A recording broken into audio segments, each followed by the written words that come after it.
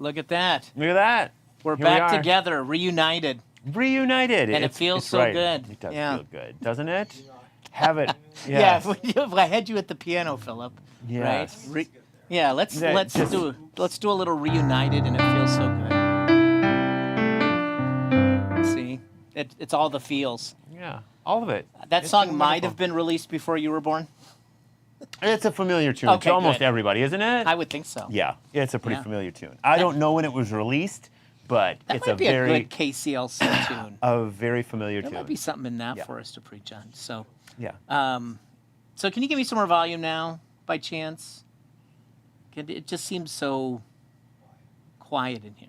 You need it booming in That- your ears. You got a little booming. Yeah, So. a little bit. Thank you. Thank you. Thank you. So, so much going on, right? So, last Busy week I week. was gone Yeah. visiting my dad, and then got back, and we preached on the last part of our mission statement. So finished up that sermon series. Yep. Yep. And now we're coming up to Pentecost festival this weekend, and then in between we have Vacation Bible School right now.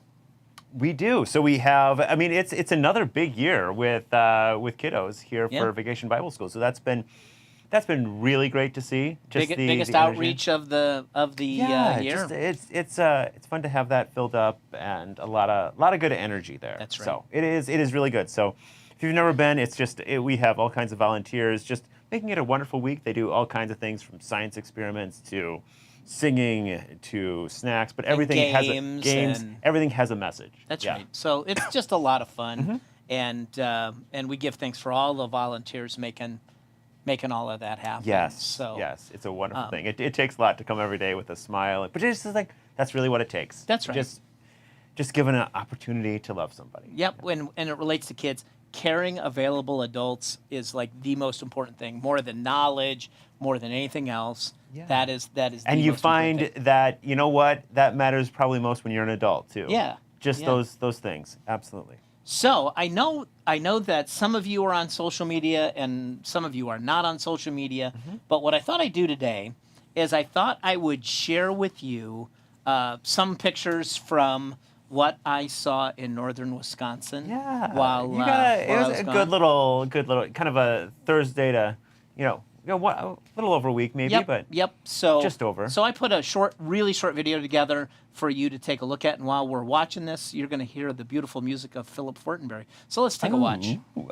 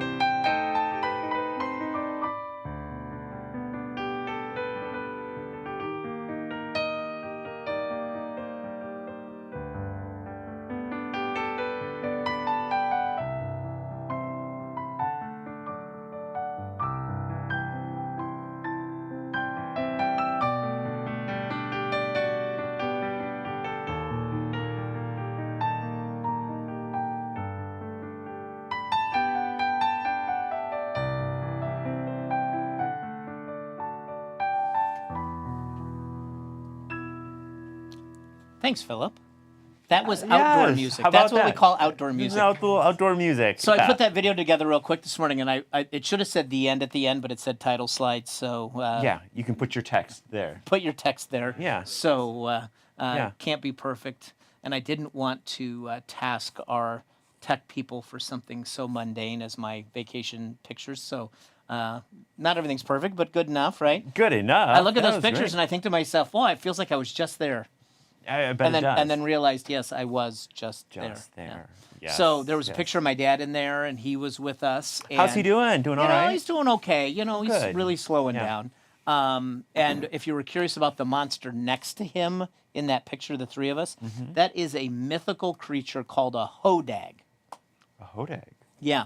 And the Hodag is Different from Hobab, who Yes. was Moses' father-in-law. Right. Yes. Not Jethro / Hobab. Yeah, This is different, the Hodag. different people. So back in the late 1800s, so 1890, 1880, in the town of Rhinelander, Wisconsin, which is about an hour from us, we went over there, is that a land developer created the myth of this thing called the Hodag in hopes that people would get scared and sell their land to him.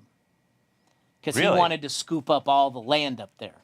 And so he started this myth of the Hodag monster in the woods. And so he did buy quite a bit of land, and then it was discovered that he was not telling the truth. But the legend of the Hodag was born, and so that Wow. so if you go east and south of me from where we were about an hour, there's this town. It's the county seat of Oneida County. They got Hodags everywhere, and that one is at the Wow. Chamber of Commerce. And so my dad had never seen a Hodag, so I thought we would take him over there and see get a picture. Hodag. Yeah, and believe it or not, you know when you come up Las Vegas Boulevard from Henderson and you see the "Welcome to Fabulous Las Vegas" sign, and there's always a line of people wanting to get their picture taken under There it. is. Sometimes it's a long line. Yep. Well, there was a line to get your picture taken with the Hodag in Rhinelander, Wisconsin. Wow. Yeah, Wow. we were first. You got there first. You But- must have woke up early. And then You were there- ready to go. And then there was two more Yes. families ready to go up and take a take picture. their picture right after. Yep. So Well, there was that. that's great. But most everything else you saw was within less than a mile of the house. Looked green. Yeah, looked very beautiful. green. Yep. Mosquitoes had not fully Fully emerged. emerged. There's a few. There was a bird on our porch light with two baby birds, or robins, and so because there were baby birds, we left them be. We didn't want to disturb that. But when next time I'm up there, the nest will be removed. Yeah, you gotta. Yeah. But because there was two baby birds in there, and they were getting ready to like launch. I mean, they were pretty close to launching, but we weren't going to disturb the nest. And you might have saw that little picture of a church through the woods there. That church literally is next door to me, and okay. it's a 100-year-old church. It's not in use anymore, but the building is still there. And Gotcha. so Okay. too funny that that. Even when I go to Wisconsin, there's a church really close. Not an operation. Always anymore. close by. Yeah, there's always church close by. And so that's some of the stuff we saw, and you saw some of the flowers that were in bloom, and those were taken down. We have a library around the corner from us, a little community library, and they have a beautiful garden with flowering trees. And so, so we went down there to enjoy some of that too. So, yeah. A lot of good stuff. A lot of good stuff. Yeah, but even better to be back, and even better to be getting ready for Pentecost to talk about the birth of the Pentecost church. is coming up. Yeah. And I thought when on Sunday we got to the end of services, and we've been using that Easter video to open and close services like we do, I was shocked to see it today when we opened today's broadcast. I know, but I just thought maybe we'd do something different. I don't know. Yeah, maybe create an Ascension Day. Yeah. I need you to make an Ascension Day video. Yeah. Bumper. Yeah, Yep. just for like a Yep. 1 week. For 1 week. It's 1 only week 10 days, Ascension that's Day right. video. Yep. So Yeah. it is. I guess it is still technically Easter until Saturday night at 5:00. So. Yes. Yes. So there we are. And also, I mean, think about this. On Sunday morning, obviously we have our regular service, but at 11 o'clock, which is our contemporary service, not only are we remembering Pentecost, we're also going to have some of the kids from Vacation Bible School with us. Yep. So there's a little bit of that. But then there's also confirmation, too. Confirmation, We have some yeah. kids making a declaration of faith on Sunday, too. Right, So and that's 11 a- a.m. is going to be packed. I think we'll be done about 1:30. Yeah, I know. I know. It's Just wild. just in time to me to run to my next appointments. Yeah. Seriously. So, anyways, a lot of great stuff happening here, right? it's good. Yeah. It's been really, really good. So let's do this. I want to take us back to Saturday night, and Robbie's out of town because he is with that group that had been practicing in the sanctuary called Breton Thunder, and he had to go get them because he's one of their musical directors to get them set up on the cruise ship where they're going to be doing that show all summer. But he had to go with them to kind of kick things off. So he wasn't with us on Saturday night or Sunday morning this past week. So instead, we had a little combination of folks, including Chuck with us singing. Yeah, Chuck Foley, who he's always willing to come in, and when he does, he always seems to bring a song that he's put some thought into. Yes. What fits for this service, this time? Yeah. And he did that this week. And so I want to take you back to Saturday night to hear a song called God Help Me. So let's take a listen.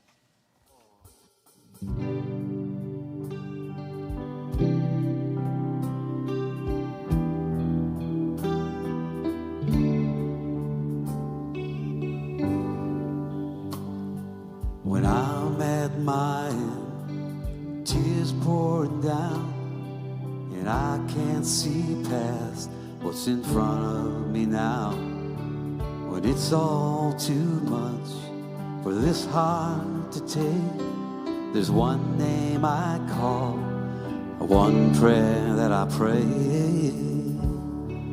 God help me now. Feels like there's no way out, but Jesus, you're faithful and able, and you've never once let me down. God help me now. No matter the pain that my heart may feel, the wound cuts too deep for your love to heal. So when fear comes to find me and doubt starts to grow, I lift up my eye, I just know where to go. God help me now. Feels like there's no way out, but Jesus, you're faithful and able, and you've never once let me down. God help me now. No one else has the power that's in your name. Nowhere else can I run to and be saved. God help me now. Feels like there's no way out, but Jesus, you're faithful and able. You've never once let me down. God help me now. God help me now.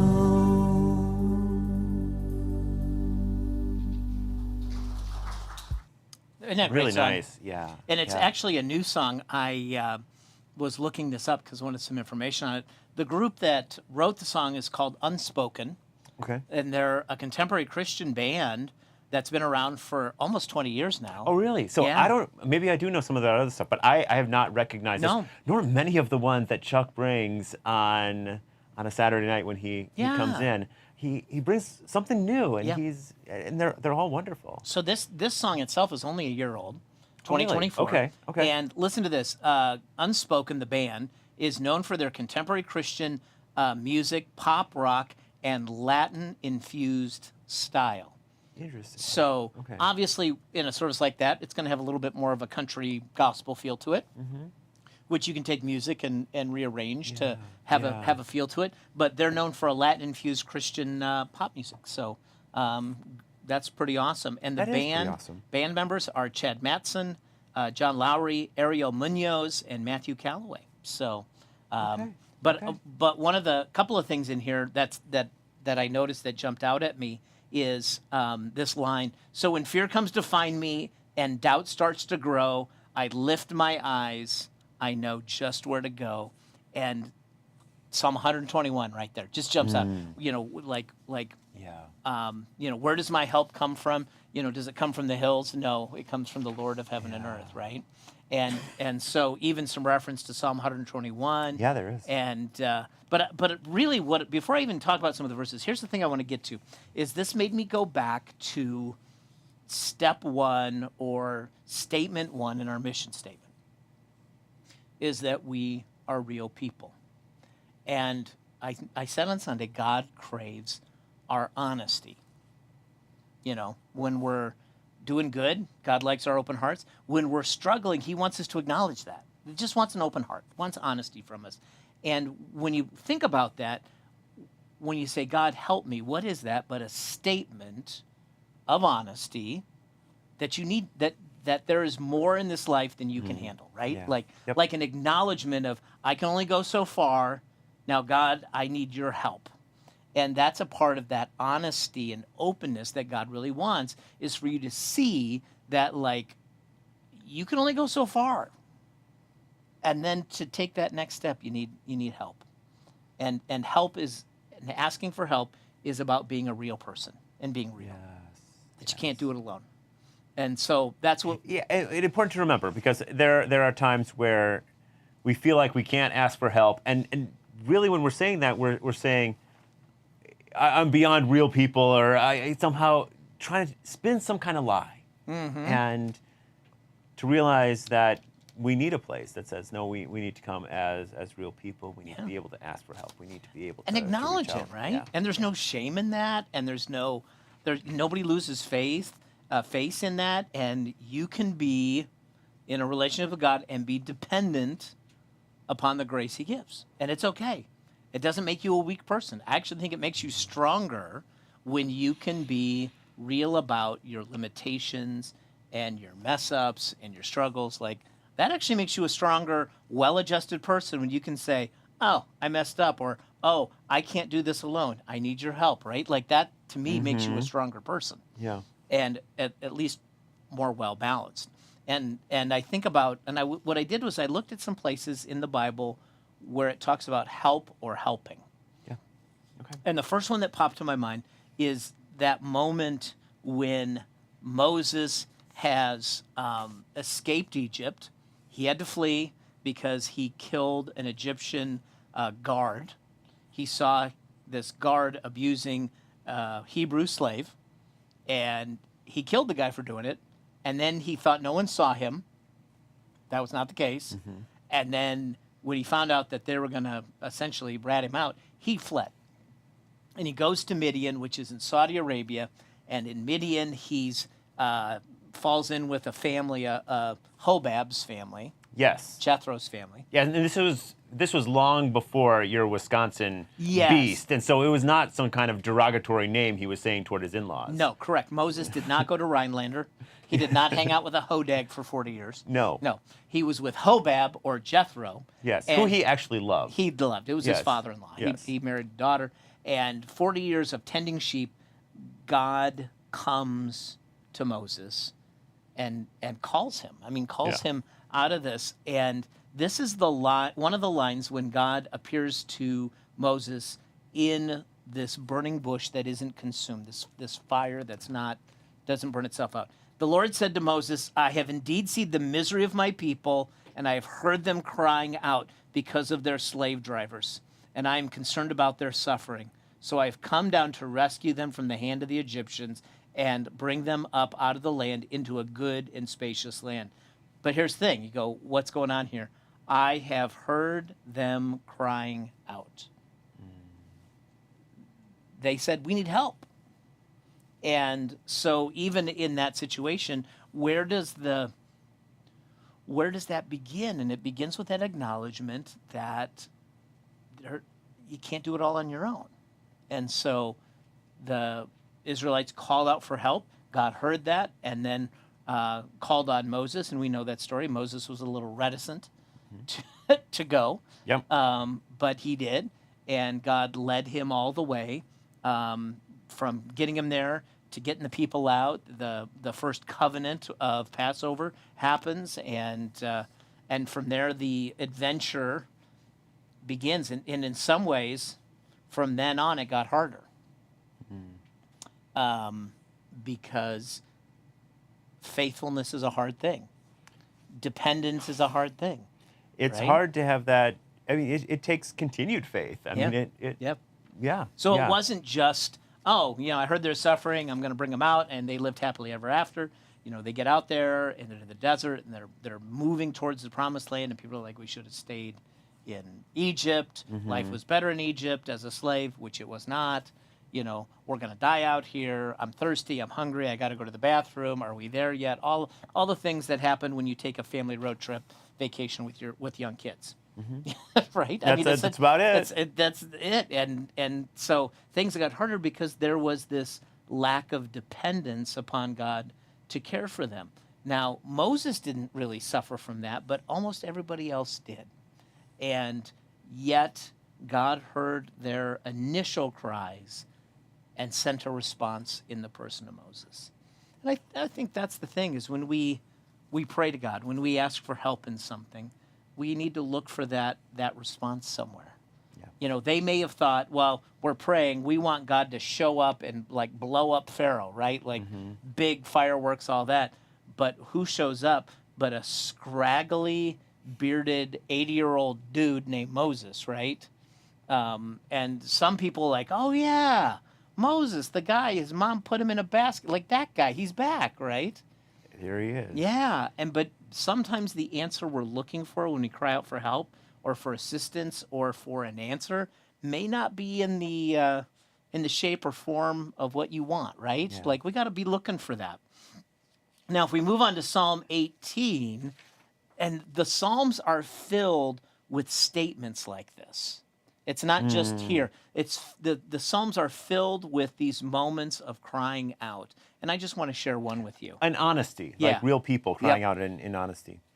Psalm 18, verse 6. In my distress, I called to the Lord. I cried to my God for help. For his temple, he heard my voice.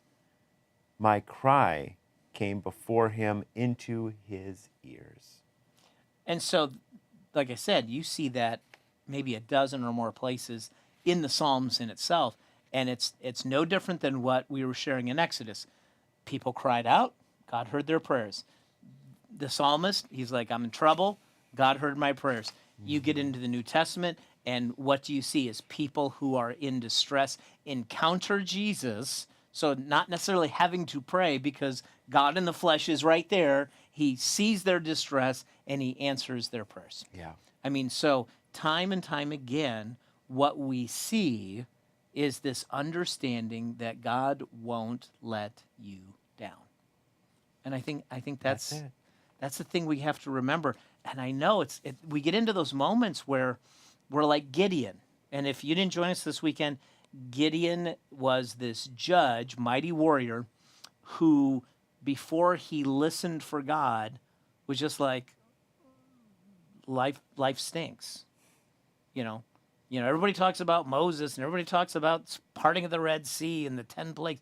Yeah, but that's not happening today. Where's God? We're living in this terrible under time, oppression by this. Yeah, all this whole thing. And even seeing an angel was not enough for him. Yeah. He was still like, get out of here, right? For a lot of us, we see an angel and be like, okay, taking that to the bank. That's all. You don't have to say a word. Just point me in the right direction. I'm going, right? Like, you're an angel. Like, that's it. I'm in, right?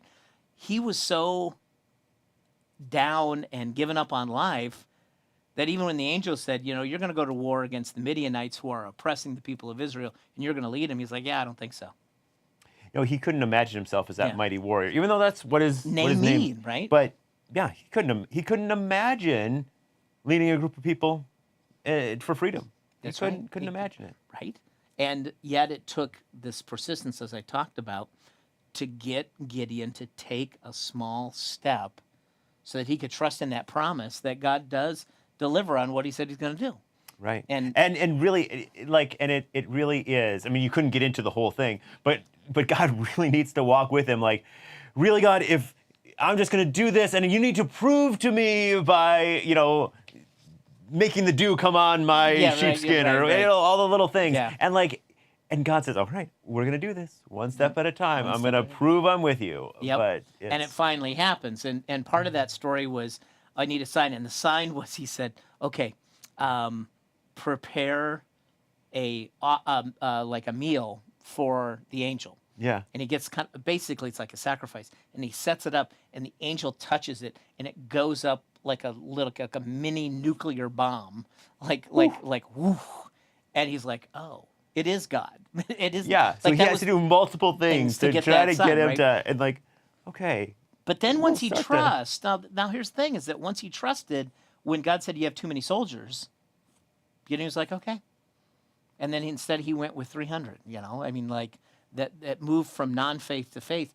But God hears the prayers of the despondent, Yep. but it's not just limited to that. Now, I want to encourage you to be a person of help. So it's not just God, but as a child of God, how do you be that person of help? We're invited into the mission, in other words. And so it's not just always God dependent. I mean, we need to be dependent, but then we can be that answer to somebody else's prayer. And I love this little section in Ephesians. And one of my professors in seminary, this was like his most favorite verse in the Bible. And so anytime we had a class with him, he would bring this verse up. And it was a small seminary in Iowa, and he and Craig Nesson was his name. He would always bring this up, and so I want to share it with you from Ephesians 4. And this is about how do we help others. Listen to this. And he said, it was Jesus who gave some to be apostles, some to be prophets, some to be evangelists, some to be pastors, and some to be teachers. Why? To prepare God's people for works of service, so that the body of Christ, that is the church, may be built up. Why is that important? Until we all reach unity in the faith and in the knowledge of the Son of God and become mature, attaining to the whole measure of the fullness of Christ.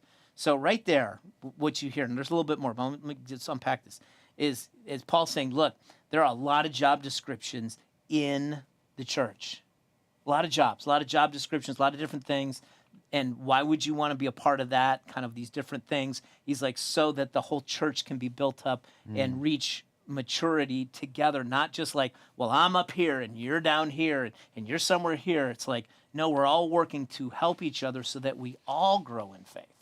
And so he said, and there comes a point that we all become mature, attaining to the full measure of the fullness of Christ. So we're all on this journey to grow in our faith, and that there's so many different like job descriptions that we can lend our help, and that there is something for you and something for me. I mean, pastors is mentioned, right?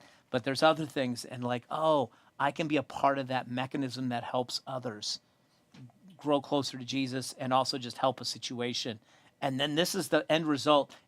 If we all take that helping hand kind of calling, listen to this, then we will no longer be infants, tossed back and forth by the waves, blown here and there by every wind of teaching and by the cunning and craftiness of humans in their deceitful scheming. So not only is it just like somebody needs help and you lend a helping hand, but part of this is also like knowing your, I gotta phrase this so it doesn't sound profane, Pastor Brian. Oh, yes, get it right. Your mess this up. junk detector. Your junk detector. Yeah, there's another term that one might use. Yeah, right? Yeah. So God wants us to all grow in such a way that we know our junk detector between what is divine and what is God-given and what is like earthly opinion and earthly, well, I like this and I don't like that. And he's like, I want to grow people in such a way that you just automatically know the will of God, to act justly, love mercy, and walk humbly with God. We've talked about this. But like that, everybody knows that, so that your junk detector is on high alert when people are expressing their opinion or people are expressing their personal human preferences versus what the will of God is. And so if we can grow in our faith to a point that we know what our junk detector is going off and be able to call junk junk, you can fill in any other word you'd like to use, by the way. This is about growing in faith to help people see when there's trouble ahead. I like that. How about that, right? Yep. So anyways, here's a couple of things I want you to know. There's no Bible study tomorrow night because Vacation Bible School. There's a mountain in there right now. Yeah, there's a mountain in there. We have sets everywhere. We Yeah. have stuff going on. There's just no way to pull that off. So no Bible study tomorrow evening. So don't show up. The doors will be locked. The lights will be out. Yes. We'll all be at home at that point. Yep. And we'll come back on Thursday. We'll give you another update on Vacation Bible School. Yep. And Sure will. what I want, though, from you, Pastor Brian, is by the time we get to Thursday afternoon, I want to know the 4 daily statements that we're teaching the kids. Oh, Okay? Yes. So I need you to come prepared so that we can go through there's 5 because there's Friday. There's but, 5. But we want to learn the first 4 Monday through Absolutely. Thursday on Thursday, Absolutely. okay? Yep. We got to teach these people. We got to teach them. That's right. Anyways, we hope you have a great rest of your day. God bless you. Take care. We love you. And Philip Fortenberry is going to play us out.